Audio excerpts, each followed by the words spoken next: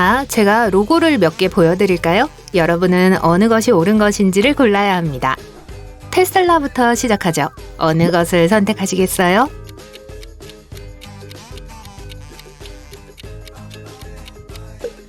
그래요, 오른쪽에 있는 거예요.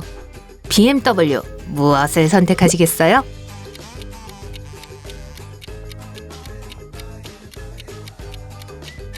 이번에도 오른쪽에 있는 거예요. 다음은 스바루입니다. 어떻게 생각하세요?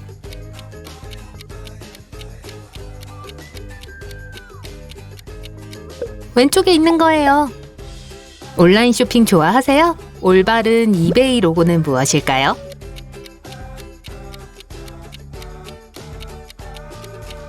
빨강, 파랑, 노랑, 그리고 초록입니다. 그러니까 오른쪽이에요. 이제 코카콜라예요. 어떻게 생각하세요?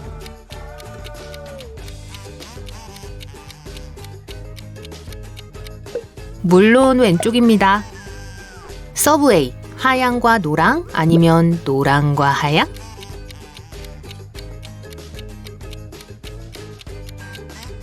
하양과 노랑 왼쪽에 있는 거예요. 레디터세요? 상관없지만 여러분의 의견이 필요해요.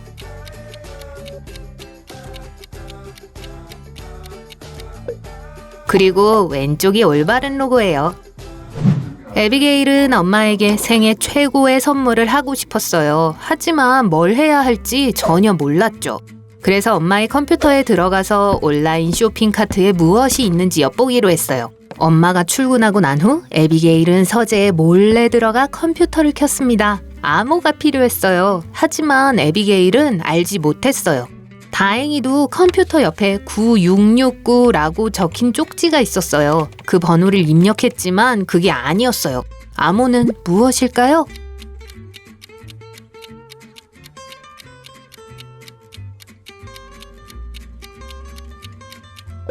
쪽지는 뒤집어져 있었어요. 그래서 6996을 입력해야 해요. 그로스먼 부인은 보석 가게를 나섰을 때 계산대에 지갑을 두고 왔다는 걸 알게 됐어요. 다시 돌아갔을 때 지갑은 사라지고 없었죠.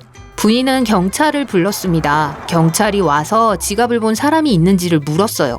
계산원인 렉시는 못 봤다고 말했어요. 손님인 스티브는 뭔가 물어보려고 계산대에 갔지만 지갑은 못 봤다고 했어요. 또 다른 손님인 콜은 아내랑 전화 통화를 하느라 바빴다고 말했어요.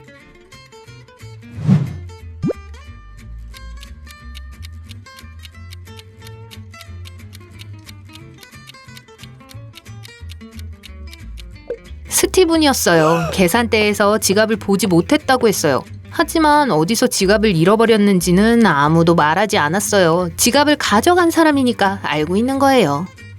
에스메는 깊은 숲속에서 산책을 가다가 길을 잃었어요. 몇 시간을 헤매고 난 후 마녀의 집을 보았습니다.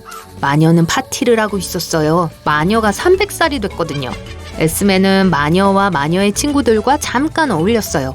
하지만 그러고 나서 마녀에게 숲에서 나가는 길을 알려달라고 했어요. 마녀는 에스메가 자기를 도와줘야 한다고 했어요. 3개의 초콜릿바가 있는데 사람은 5명이었어요. 에스메는 이 초콜릿바를 모든 사람이 똑같이 먹을 수 있도록 나누어야만 했습니다. 만일 성공한다면 에스메는 집에 가게 될 거예요. 실패하면 마녀가 400살이 될 때까지 그곳에 살아야 합니다. 에스메는 어떻게 초콜릿을 나눠야 할까요?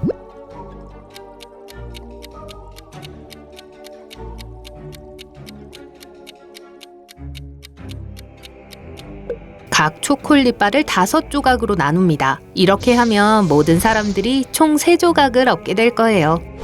학교 마지막 날 학생 중 한 명인 오클리가 실종됐어요.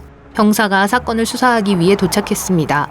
3명의 용의자가 있었어요. 애덤스 교장, 청소부 존스 씨, 그리고 오클리의 반 친구 노라였어요. 애덤스 교장은 처리해야 할 서류가 아주 많았다고 했어요. 하루 종일 사무실에 있었다고 했어요. 존스 씨는 오클리를 안다고 인정했어요. 하지만 이 사건과는 관련이 없다고 했습니다. 노라는 다음날 숙제를 하느라 방과 후 학교에 남아 있었다고 했어요. 하지만 수업이 끝난 후 오클리를 보지 못했다고 했어요. 형사는 누구를 체포해야 할까요?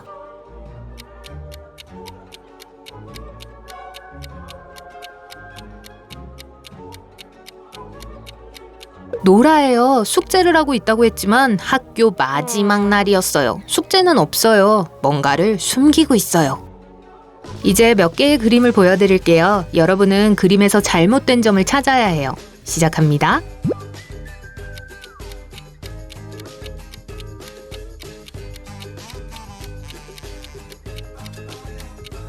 여기 첫 번째 그림이 있어요.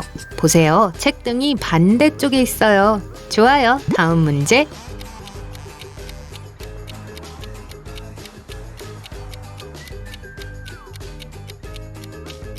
도로 표지판은 오른쪽 차선을 우회전 전용이라고 합니다. 하지만 오른쪽엔 길이 없어요. 좋아요. 좀 봐드릴게요. 이번 문제는 쉬울 거예요. 여기서 뭐가 잘못됐을까요?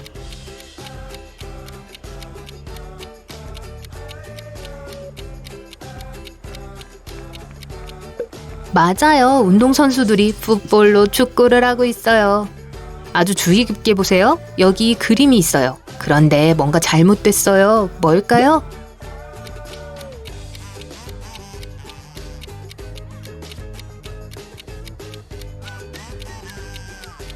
수영장이 얼어 있어요. 재미없겠네요. 작고 조용한 마을에서 누군가 가끔씩 은행을 털기 시작했습니다. 범인은 너무나 빨라서 경찰이 잡을 수가 없었어요. 또 한 번의 도난이 발생한 후 경찰은 범인이 식료품점으로 들어가는 것을 봤어요. 그 안에는 3명의 손님이 있었고 그들은 주요 용의자가 됐습니다. 누가 은행 강도인지 알 수 있나요?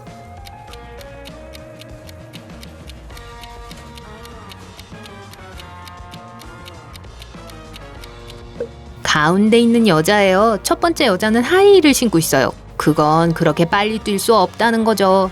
세 번째 여자는 다리에 깁스를 하고 있어서 강도가 아니에요. 캘럼 형사는 매일 젊은 여성들이 실종되는 작은 마을에 갔습니다. 4명의 여성이 이미 실종됐어요. 에나, 엘르, 헤나, 에이다였어요. 조사를 해본 후 형사는 다음 희생자가 이 4명의 여성 중 하나가 될 거라고 추측했습니다. 라일리, 엘리, 애슐리, 이브입니다. 누가 다음 범행 대상이 될지 알 수 있나요?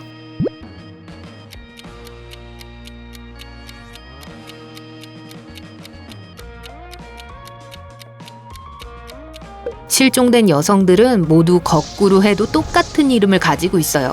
왼쪽에서 오른쪽으로 읽든 오른쪽에서 왼쪽으로 읽든 똑같은 이름들이죠. 그런 이름을 가진 여성은 이브 1명뿐이므로 그녀가 다음 범행 대상이 될 거예요. 부자인 콜맨 씨가 휴가를 즐기던 중 그의 사무실에 도둑이 들었어요. 경찰은 수사를 시작했습니다. 3명의 지문이 발견되었고 그들을 조사했어요. 콜맨 씨의 비서인 노엘은 화분에 물을 주기 위해 사무실에 들어왔었다고 했어요.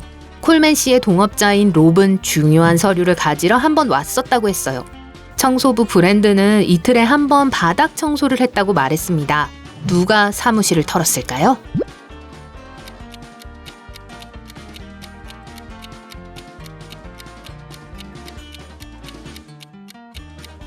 노엘이었어요. 화분에 물을 주러 왔었다고 했어요. 하지만 콜맨 씨 사무실에는 화분이 하나도 없어요.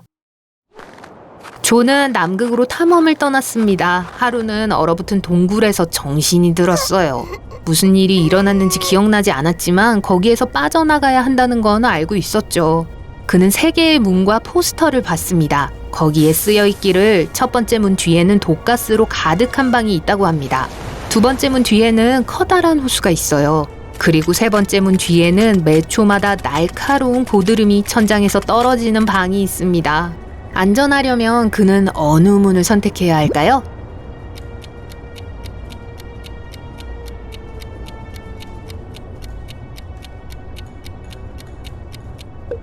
두 번째 문을 선택해야 합니다. 그는 남극에 있어요. 그곳은 추워요. 그래서 호수는 분명히 얼었을 거예요. 그렇다면 헤엄치지 않아도 됩니다.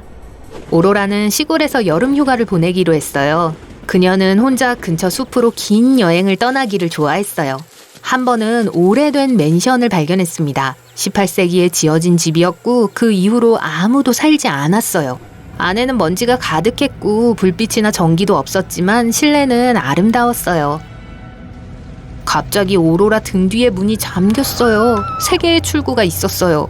첫 번째 문 뒤에는 배고픈 쥐가 많이 있었어요. 두 번째 문 뒤에는 150m 깊이의 구멍이 있었어요. 세 번째 문 뒤에는 누구든 태워버릴 전기 레이저가 있었습니다. 어느 문이 안전할까요?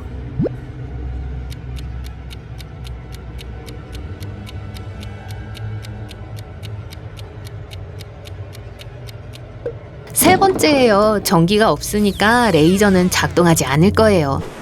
딜런은 햇빛과 고대하던 휴가를 즐기면서 외국 여행을 하고 있었어요.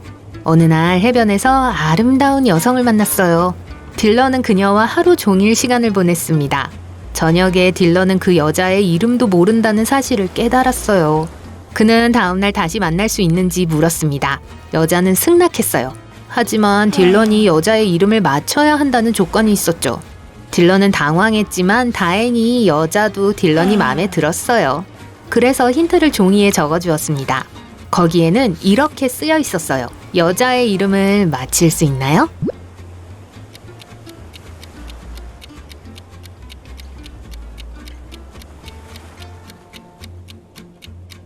숫자는 모두 무시하고 글자만 보세요. 모두 합치면 로라가 됩니다. 그 여자의 이름이 분명해요. 젤레나는 친구가 여는 파티에 가고 싶었어요. 하지만 엄마는 보내주려고 하지 않았어요. 엄마는 딸이 가고 싶어하는 것을 막아서 미안한 마음이 들었습니다. 그러다가 부모님이 최근에 작은 농장으로 이사해서 애완용 염소가 있다는 사실을 기억했어요. 엄마는 젤레나에게 대신 농장에 가라고 제안했습니다. 젤레나는 그러기로 했어요. 하지만 젤레나는 농장이 아니라 파티에 가고 싶었어요. 일요일 저녁 젤레나가 돌아왔을 때 엄마는 농장이 마음에 들었냐고 물었습니다. 젤레나는 그렇다고 말했어요. 젤레나는 닭이 그렇게 귀여운 줄 전에 몰랐다고 했어요. 그러고 나서 젤레나는 외출 금지를 당했어요. 왜죠?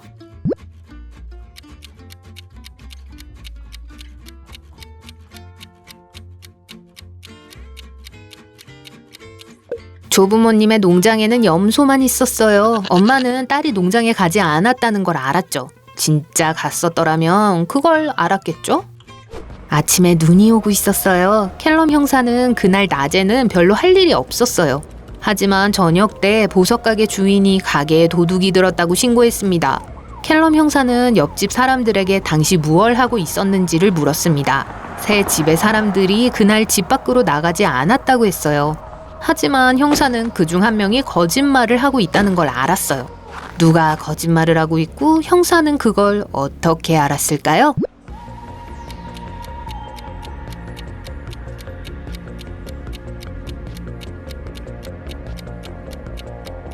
두 번째 집에 사는 사람입니다. 아침에 눈이 왔어요. 집 밖으로 나가지 않았다면 차 아래 눈이 없었을 거예요. 하지만 이 차 아래는 눈이 있어요. 한 부유한 여성이 작지만 화려한 유람선 여행을 하고 있었어요. 어느 날 밤 폭풍이 치고 있을 때 강도를 당했어요. 누군가 승객 중 한 명이 로건이 매우 수상하게 행동했다고 말했어요. 그는 항상 그 여자를 살피고 있었어요. 형사가 로건을 조사했지만 그는 아무것도 훔치지 않았다고 했어요. 그는 폭풍이 치는 동안 선실에서 아내에게 편지를 쓰고 있었다고 했어요. 그러고는 형사에게 편지를 보여줬어요. 여기 있어요. 자세히 보세요. 왜 형사는 로건을 체포했을까요?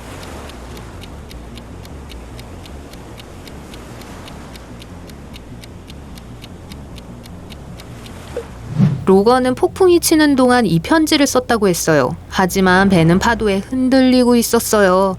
로건이 진실을 말하고 있다고 하기에는 글씨체가 너무 흔들림이 없어요.